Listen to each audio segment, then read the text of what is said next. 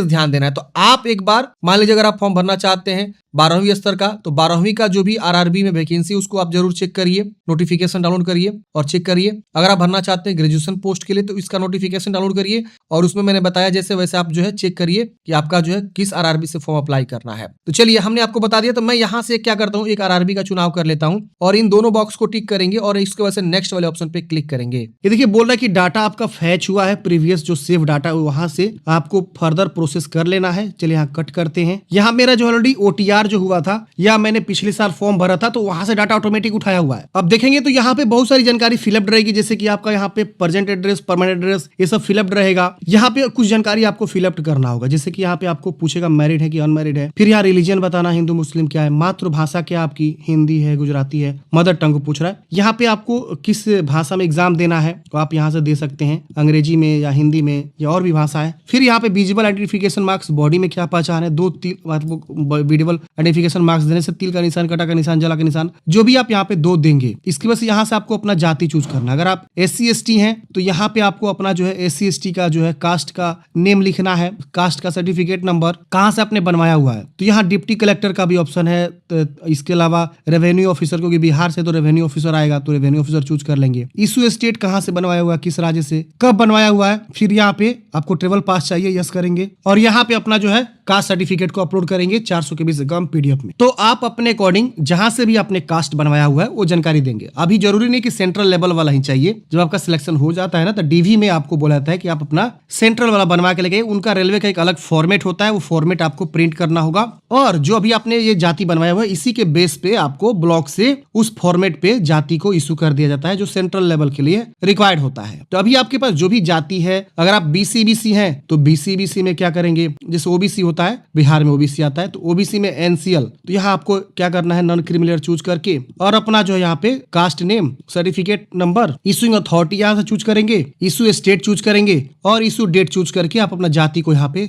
दे देंगे। जो NCL होता है, NCL यहाँ पे जो भी कैटेगरी है वो NCL, BC वाले अपना NCL या OBC वाले अपना NCL यहाँ पे देंगे। अगर आप अदर स्टेट से है OBC आपका आएगा, OBC आप चूज करके अपना NCL वाला सर्टिफिकेट देंगे। EWS है तो EWS वाला जो 25-26 वाला है आपका, जो 1/4/2025 के बाद का इशू हो, वो यहाँ पे आपको जो है देना है, तो आप यहाँ पे दे सकते हैं। मैं BC का भी दिखाया तो यहाँ पे कुछ इंस्ट्रक्शन आ रहा था, देखिए यहाँ पे लिखा हुआ है कि SC ST के लिए यहाँ पे central government of India SC ST, OBC के लिए इस तरह से रिजर्वेशन के लिए आपको सेंट्रल गवर्नमेंट के लिए चाहिए होगा। तो अपने अकॉर्डिंग यहाँ पे जो भी आप कैटेगरी से बिलोंग करते हो कैटेगरी चुनाव करके अपनी जानकारी को यहाँ पे आपको देना है और बताना है। यहाँ पे जब हम क्रिमिनल नॉन क्रिमिनल चूज कर रहे थे तो यहाँ पे एक ऑप्शन आ रहा था, देखिए यहाँ पे कि OBC का जो नॉन क्रिमिनल का कैटेगरी होता है वो 8 लाख पर एनम होता है, ध्यान रखिएगा। तो 8 लाख से इनकम जिनकी भी कम है वो यहाँ पे OBC NCL में ही आएगा। यहाँ लिखा हुआ है, मैं बार बार हर एक वीडियो में बताता हूँ कि OBC NCL कौन आएगा, तो 8 लाख से कम इनकम वाले ही OBC NCL का बेनिफिट ले पाएंगे। तो अपने अकॉर्डिंग देखिए और चुनाव करिए क्या है आपका, ठीक है। अब यहाँ पे आपको एड्रेस भरना है, जो भी आपका सिटी है, पिन कोड है, इस बॉक्स में पूरा एड्रेस लिखेंगे। फिर यहाँ पे आपको परमानेंट एड्रेस भरना है और अगर सेम इसको टिक करेंगे, सेम कॉपी जगह अलग लिख सकते हैं और इसको सेव करके नेक्स्ट कर देना है। अब अगले स्टेप में फ्रेंड्स यहाँ पे आपसे पूछेगा कि आप एक्स सर्विस मैंने तो यस करेंगे वरना नो करेंगे। फिर यहाँ पूछेगा कि आप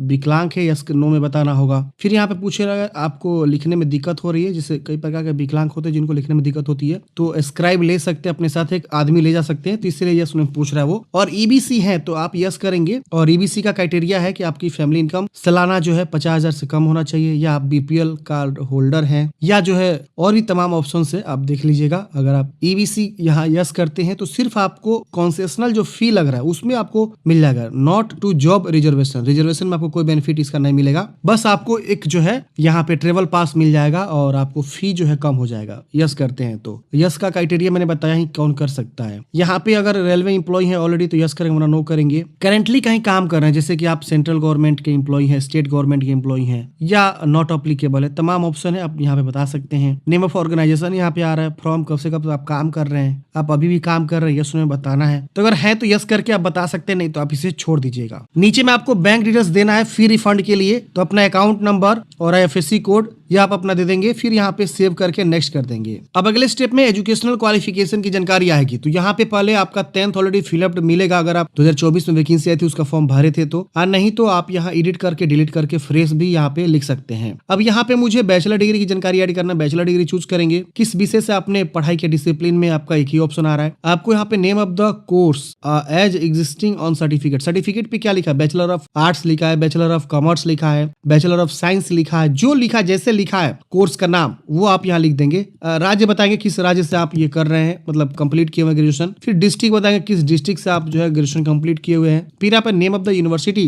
किस यूनिवर्सिटी से, या अगर आप कॉलेज का नाम देना चाहते हैं तो कॉलेज का भी नाम दे सकते हैं। डेट ऑफ पासिंग, कब आपने पास आउट किया हुआ है। आपको कंप्यूटर टाइपिंग आती है हिंदी या अंग्रेजी, तो आप यहाँ यस कर सकते हैं। इससे आप जो 2 पद है कंप्यूटर टाइपिंग वाला उसके लिए एलिजिबल हो जाएंगे। अगर आप यहाँ नो कर देते हैं तो वो दोनों पद से आप हट जाएंगे, तो आप कर दीजिए। बाद में आप टाइपिंग सीख लीजिएगा और इसको ऐड करेंगे। जैसे ऐड करेंगे ये भी जानकारी इसी प्रकार से जिस तरह से मैट्रिक ऐड हुआ है इसके नीचे जस्ट आपका शो करना शुरू कर देगा। और ये ग्रेजुएशन की जानकारी ऐड करने के बाद से आपको यहाँ पे नेक्स्ट बटन पे क्लिक करना है। अब यहाँ पे अगले स्टेप में आपको फोटोग्राफ अपलोड करनी है, जो कि पासपोर्ट साइज बोला गया है। और यहाँ आपको एक सिग्नेचर भी अपलोड करनी है, और यहाँ पे आपको कैप्चर लाइव फोटो भी आपको अपलोड करनी है फ्रॉम मोबाइल, या अगर आपका जो PC है उसमें अच्छा कैमरा है लगा है तो आप यहाँ पे क्लिक करेंगे तो यहाँ पे यस करना होगा। और आपको केवल 5 मिनट में 3 बार ही कैप्चर करने की अनुमति है। हल्के रंग की पृष्ठभूमि वाले प्रकाश पे आपको अपलोड करना। जैसे मैंने क्लिक किया, अब बोल रहा है कि blink your eyes for verification, please blink your eyes. Blink करेंगे तुरंत मेरा फोटो खींच देगा, देखिए खींच दिया। अब यहाँ पे वो शो भी कर देगा। अगर आप चाह रहे हैं मोबाइल से कैप्चर करना तो आप capture live image from mobile इस पे क्लिक करेंगे और बोल रहा है स्कैन द QR कोड। अब इस QR कोड को हम क्या करेंगे, स्कैन करेंगे। देखते हैं क्या ऑप्शन आता है, मैं एक बार चेक कर लेता हूँ। और बोल रहा है कि इंटर RRB अकाउंट क्रेडेंशियल, आपको RRB अकाउंट क्रेडेंशियल देना होगा, जैसे कि आपका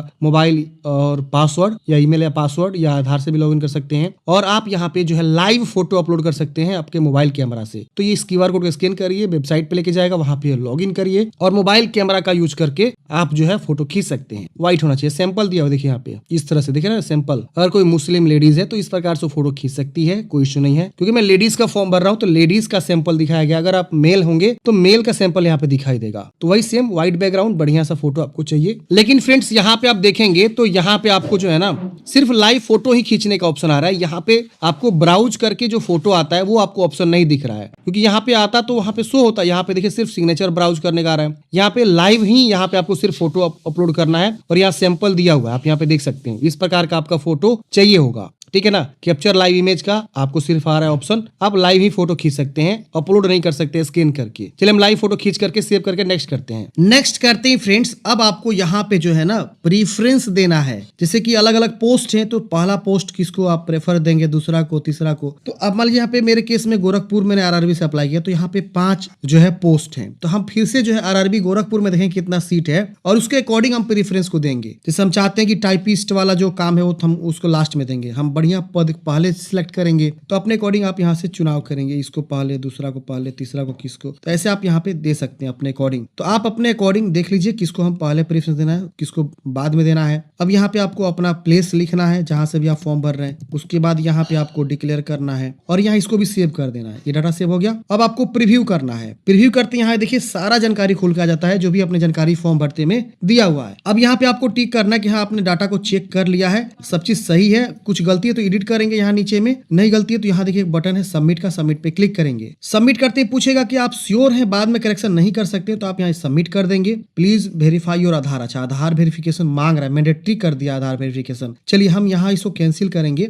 कैंसिल करके हम होम पेज पे आएंगे और उसके बाद से हम यहाँ पे आधार कार्ड की संख्या लिखेंगे। जनरेट OTP पे क्लिक करेंगे, तुरंत OTP जाएगा, उसको यहाँ लिखेंगे और इसको टिक करके वेरीफाई कर देंगे। वेरीफाई करते ही फ्रेंड्स हमारा क्या हो जाएगा, आधार वेरीफाई हो जाएगा। और उसके बाद से हम फिर से जो है जाएंगे ऑनलाइन एप्लीकेशन या नीचे में और फिर से हम कंटिन्यू करके फॉर्म को सबमिट कर देंगे। तो ऐसे आपको क्या करना है, फॉर्म सबमिट कर देना है। उसके बाद से अगला स्टेप आपको पेमेंट का आएगा, पेमेंट जमा करना है और लास्ट में